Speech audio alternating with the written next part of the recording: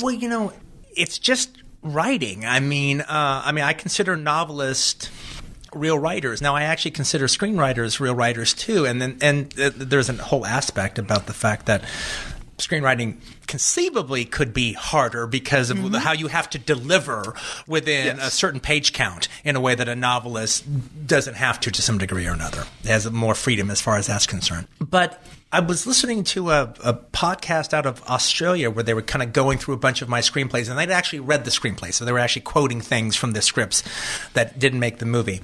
And then they were talking about how I would do these things in the scripts that will never play out in the movie. I'll give you one example of it, actually. Okay, in Kill Bill, there was a whole sequence that was taken out of the film where after the bride gets out of her coma and she's in the pussy wagon. Mm-hmm.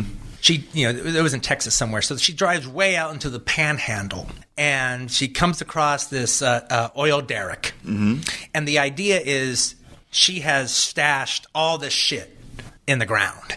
So, she's going to dig up a hole and pull out a footlocker, and it's going to have passports under a zillion different names. Mm-hmm. It's going to leave all kinds of money for her and all kinds of weapons, and this is what she's going to use to go on her revenge.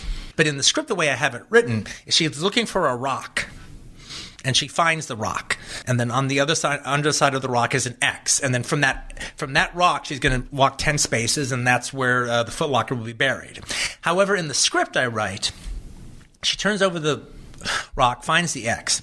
If the X hadn't have been there, if she couldn't find the rock, she would have taken it as a sign that her revenge was never supposed to happen. And she would have dropped the entire idea.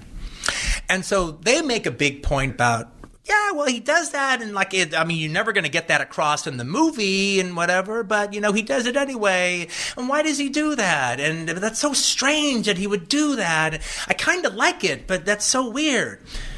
It's writing. That's what writers do. Exactly. Yeah. I've never understood the concept of a screenplay just being a blueprint for the movie. I do write them like novels. This is true with you. Yes, this is true with you. Yeah. I do write them like novels. I mean, they're not. It's not crazy prose, that goes on forever, but there is a commitment to the prose, and there is a literary narrator. Yes. Talking to the audience who is reading it. And these scripts are meant to be read.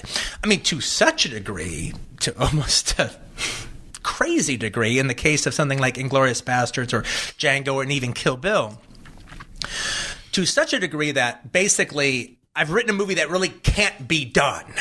It's so not a blueprint. It is so a novel with the exception of the dialogue broken down the way it is in a screenplay format, that I am stuck on set every day adapting my novel into a movie every day. And like big sequences, I know I'm never going to film that. Right. But I don't know exactly which ones they're going to be until I get there, and then we cut them out of the film because the movie will be too long, it'll be too much money to shoot that sequence. But in the reading of the script, they were important. Yeah, they were important for their overall piece. Hateful Eight is a little bit, is a little bit more the play's a thing, all right. But I didn't have to figure it out so much the way I had to figure it out. But a lot of the things you're asking, though, I mean, it's just writing. I'm just committing to writing it. But in the same token, when you're talking about like a novelist, it's like in a novel, you have an idea where you're going with the piece. Yes. And I think like when you've written a novel, my guess would be that at least for the first half of the novel, you have a really good idea what might end up happening, where your characters might end up going. Mm-hmm. But you can't even begin to really think about what's really going to happen in the second half because that was before you committed to being the characters. It was before you committed to being the page and creating the world. So I literally, it's after a certain point, it's the characters that are going through the story and they're telling me what's going on. Even in the case of, like, say, The Hateful Eight. Without giving too much away, there's an aspect of, I'll say this much. I won't normally say it, but I will say it here. There's a case of a poisoned pot of coffee. I didn't know who poisoned the coffee for a long, long time. I didn't want to know. I didn't do the mystery thing where you solve it all and then write backwards. But not only that, even in the case of The Hateful Eight, as opposed to normally, since none of the other characters can trust anything that the other characters are saying, they say who they are, and you have to take them as that or not. I didn't want to know any more than the other characters did about the characters. So, when Chris Mannix shows up and says he's the sheriff, is he? Is he not? Well, I don't know yet. I'm not sure.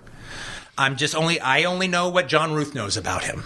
Right. I only know what Major Warren knows about him, and all the way down the line, even when it came to arriving at Minnie's haberdashery, and there's four other people there. I didn't know who those four other people were per se. I let them reveal themselves to me. By the time we did the movie, I had to know who all those characters really were and where they came from in order for me to talk to the actors about it. But in the first draft, I didn't want to know any more than a viewer or one of the other characters would know.